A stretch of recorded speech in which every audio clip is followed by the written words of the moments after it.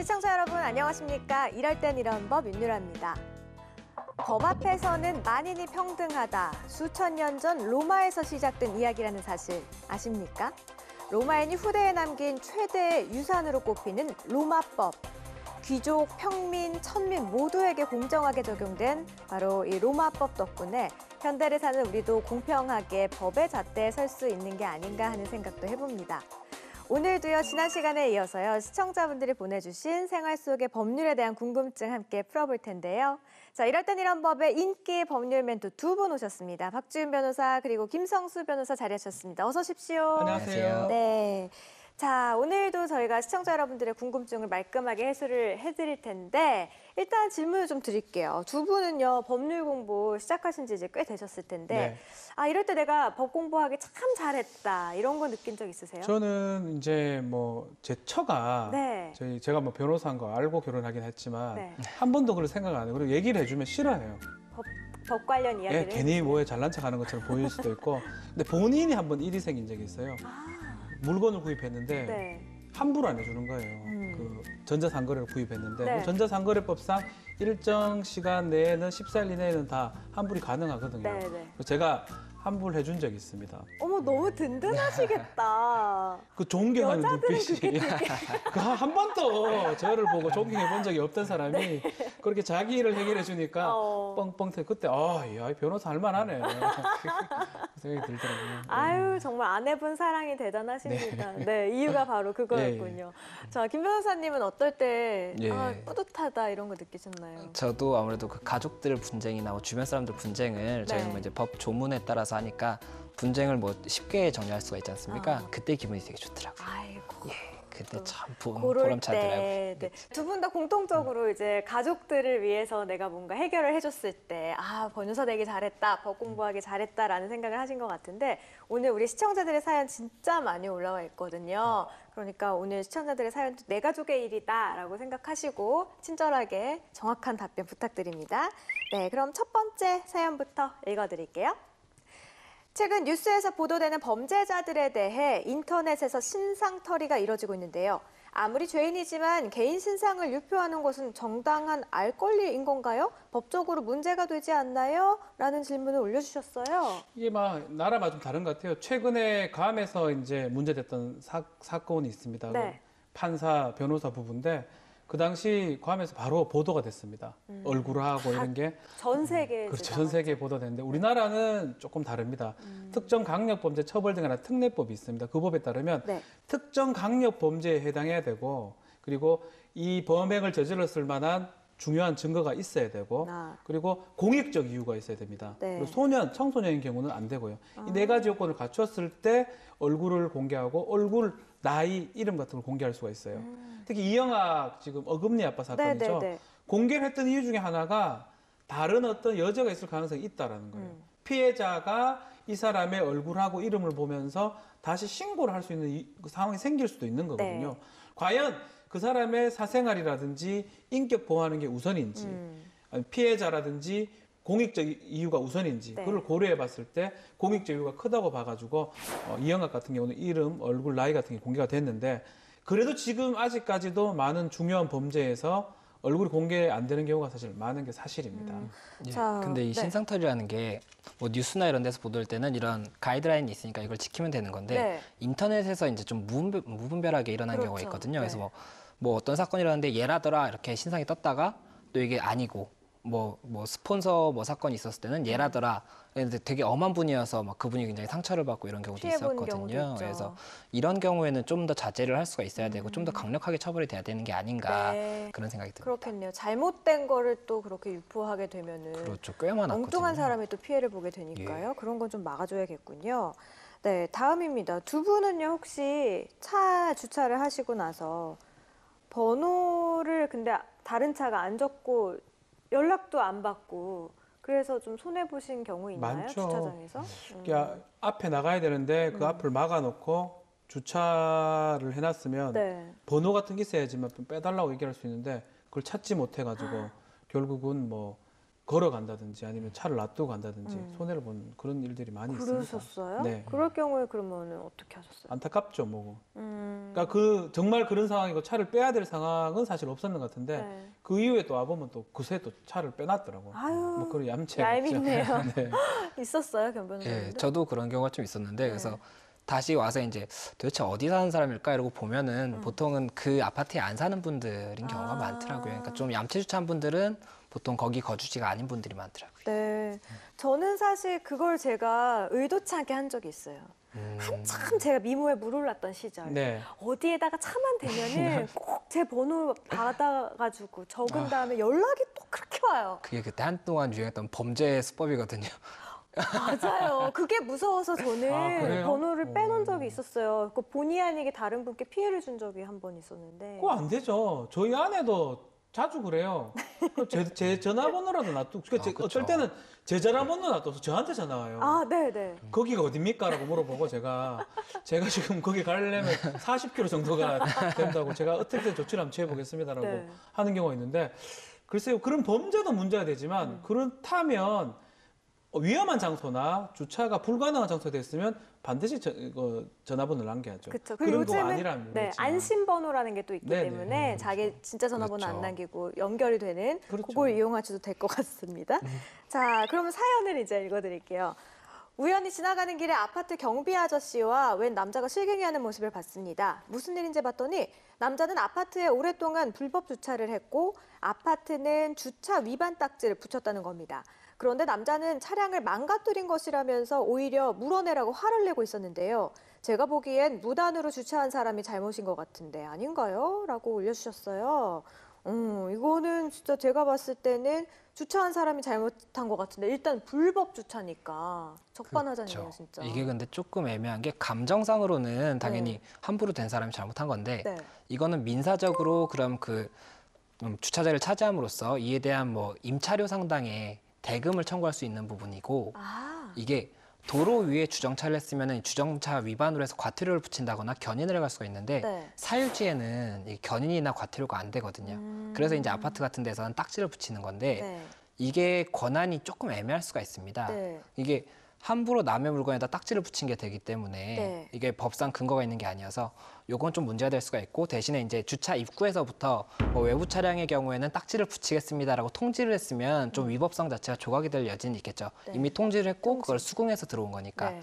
그런 경우에는 문제가 없을 수가 있고 또 딱지를 붙인 것 정도가 손괴가 되느냐 이것도 조금 이슈가 될 수는 있는데 네.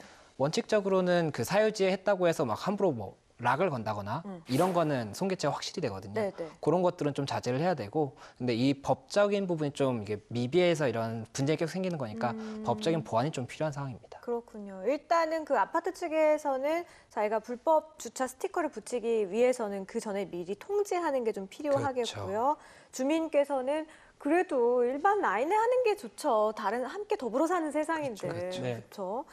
외국 같은 경우에는 그 불법 주차에 대해서 대처하는 새로운 어떤 것들이 나왔다고 했는데요. 특히 미국에는 단속 장치가 개발이 됐다고 들었어요. 이게 네. 뭐 버너클? 예, 바너클이라고 네. 해서 이게 뭐 개발이 됐다기보다는 어떤 이제 사업가분이 특허를 낸 건데 아. 보통은 뭐 딱지를 붙인다든지 락을 건다든지 했는데 락 같은 경우에는 차를 바로 사용을 못하게 했으니까 손괴가 될 수가 있고 네. 또 이 락을 풀려고 하는 그 방법이 굉장히 간단한 게 많이 있어서 자전거 체인처럼 그냥 풀면 되는 그런 뭐 요령이 있답니다. 그래서 그렇게 되다 보니까 문제가 있었는데 바너클이라는 거는 이 창문을 전체를 이렇게 막는 앞유리를요? 예, 막는 거고 이게 암호를 치면은 바로 들을 수가 있는데 암호를 안 치면 이게 한 340kg 정도 무게가 돼서 사람이 이렇게 일반인이 못 들 정도로 그리고 이렇게 뜯으려 그러면 유리가 깨질 수 있는 예, 이런 아이디어를 이제 해가지고 특허를 내고 이제 좀 많이 좋은 반응을 얻고 있는 상황인 겁니다. 근데 예, 뭐 좋은 방법이긴 한데 네. 사실은 이것보다는 제일 좋은 거는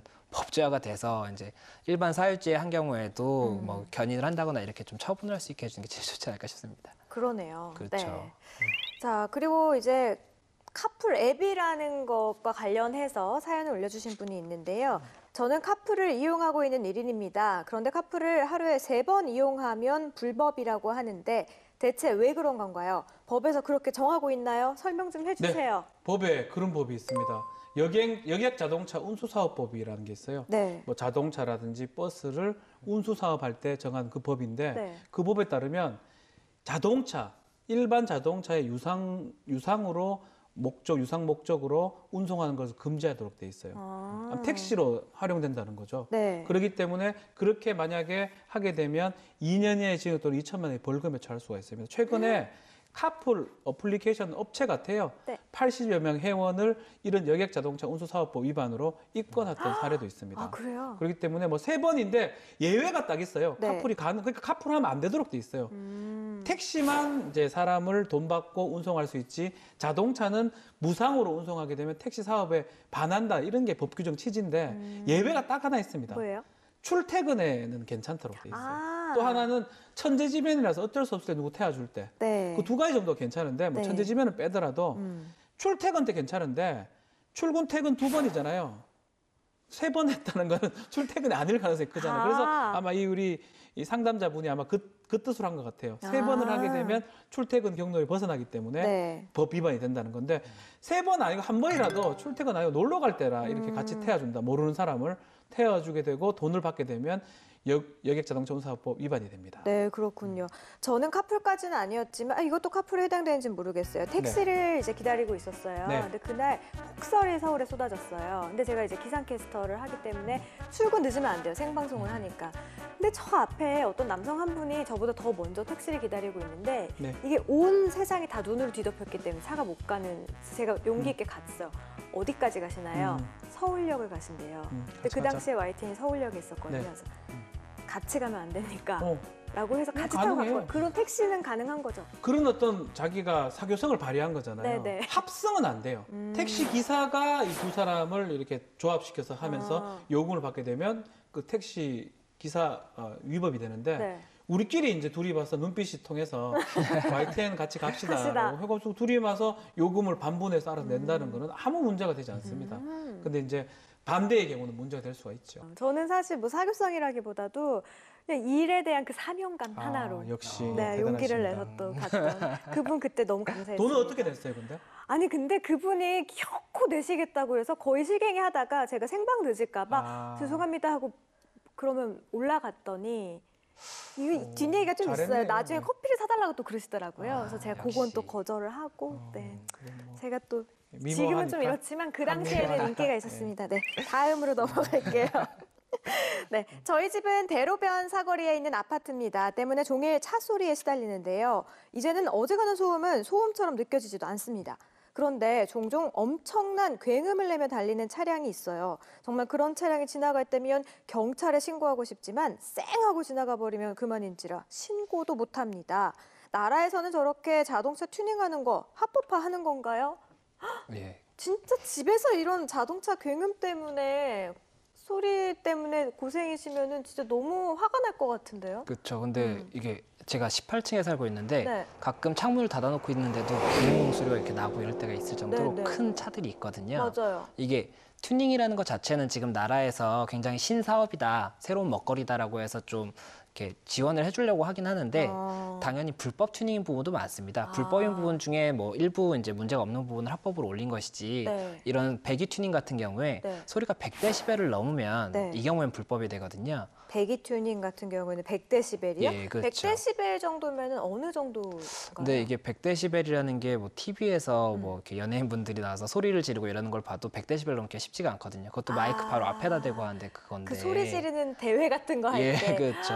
그러니까 사실 지나가는 차가 100데시벨 넘는다는 거는 쉽지가 않고. 너무 기준이 높네요. 그렇죠. 그래서 또 뭐 검사로 나오세요 이렇게 했을 때는 그때만 잠깐 낮추면 되는 거거든요. 단속에 막 한 번에 걸리지 않는 이상. 경찰분들도 지나가다 100데시벨 넘겠는데? 이렇게는 사실을 못 잡는 거지 그쵸, 않습니까? 그쵸. 그래서 좀 문제가 있죠, 아직은. 그러면은 일단은 튜닝 자체는 합법이지만 예. 그 배기 튜닝 같은 경우 100데시벨 넘으면 그거 불법이고 그렇죠. 또 다른 건 없나요? 또 다른 걸로는 이게 전조등 있지 않습니까? 네. 전조등이 보면은 가끔 이게 쌍라이트를 킨 것도 아닌데 네. 정면에서 제 눈을 계속 찌르는 차들이 있어요. 네네, 아니면 너무 뒤에서 세요. 따라오는데 백미러로 계속 이렇게 눈이 계속 부신 게 있는데 네네. 그 경우엔 이게 튜닝을 하면서 HID라고 그런 라이트를 끼면서 조사각을 이렇게 맞춰줘야 되는데 조사각을 낮춰야 되는 거거든요.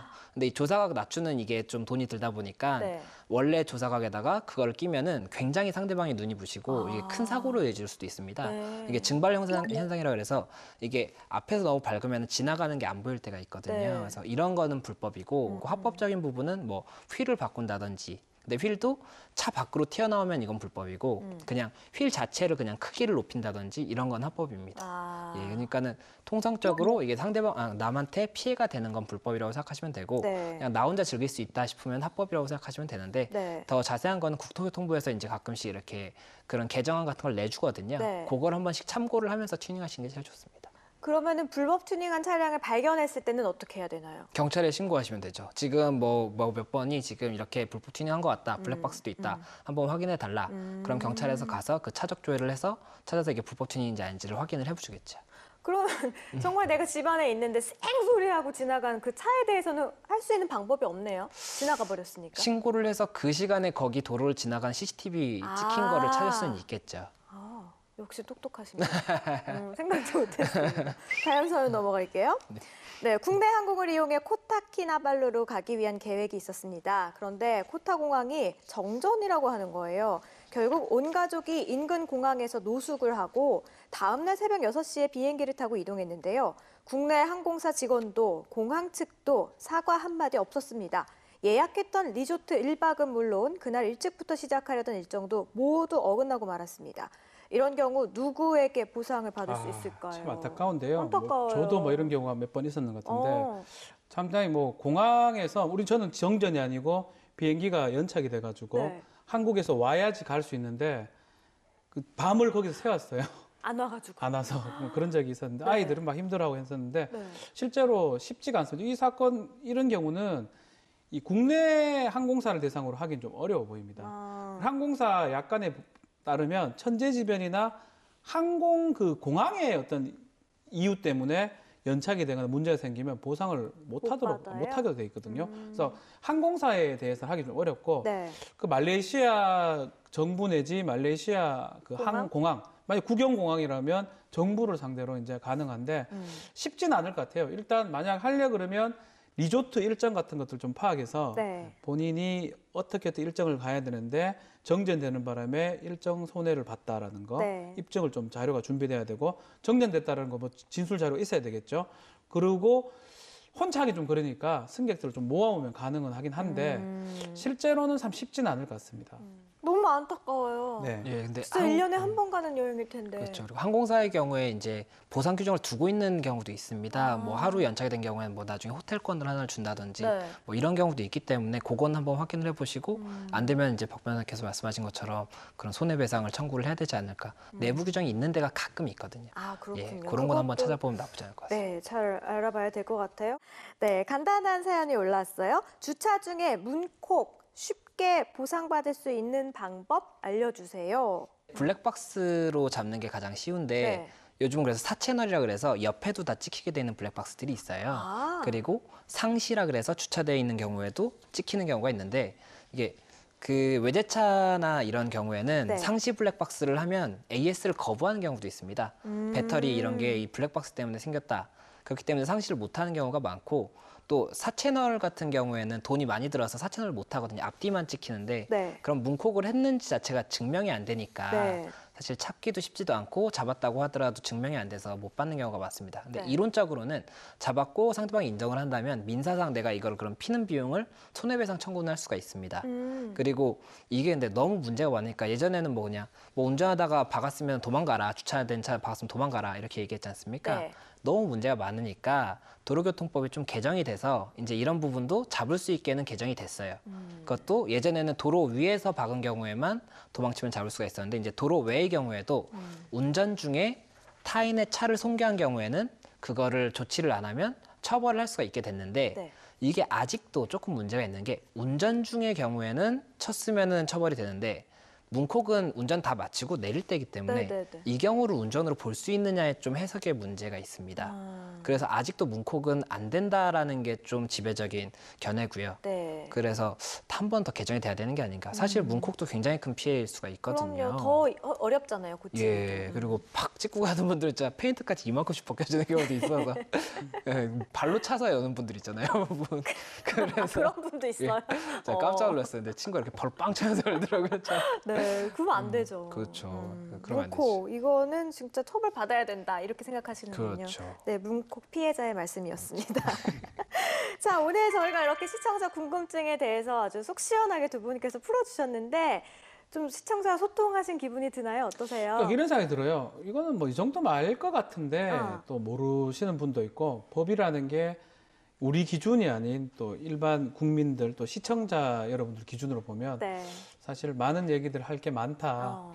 밥 먹고 살 수 있겠다 생각합니다. 지난 시간에 법은 밥이다라고 네, 말씀해 계속 밥 주셨는데 얘기 계속 하잖아요. 네, 밥이네요. 저한테도 밥이에요. 그게. 예. 알겠습니다. 네. 김 변호사님은 어떠셨나요? 저는 예전에 이렇게 하면은 아 이게 도움이 될까 이런 생각을 많이 했었는데 요거는 바로바로 이제 아 이렇게 해결이 되겠구나 이런 게 있으니까 조금 더 뿌듯한 것 같습니다. 네, 아마 시청자분들도 두 분 덕분에 굉장히 고마워하고 계실 것 같아요. 저도요, 오늘 또 많이 배웠습니다. 오늘은요, 여러분께서 궁금해하시는 생활 법률에 대해서 자세히 이야기 나눠봤는데요. 유익한 시간 되셨나요? 언제가 될지는 모르겠지만 법 없이도 살 세상이 오면 좋겠다라는 그런 생각이 드는 하루입니다.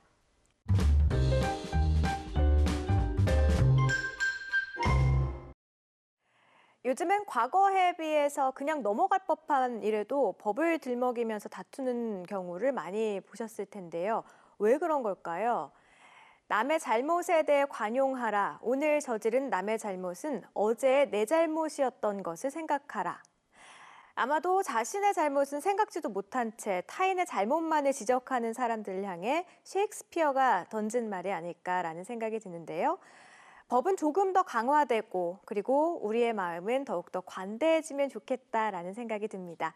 자, 오늘도 유익한 정보 전해주신 법률 멘토 박주은 변호사 그리고 김성수 변호사였습니다. 고맙습니다. 감사합니다. 네, 혹시 법적 도움이 필요하신 분들, 다양한 생활 법률이 궁금하신 분들은요. 아래 주소로 질문 남겨주시면 저희가 방송에서 오늘처럼 소개해드리겠습니다.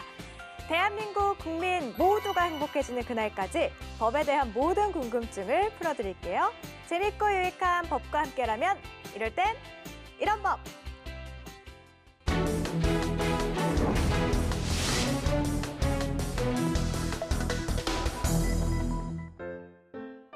여자친구 은희의 눈물겨운 뒷바라지를 받으며 사법고시를 준비한 승수.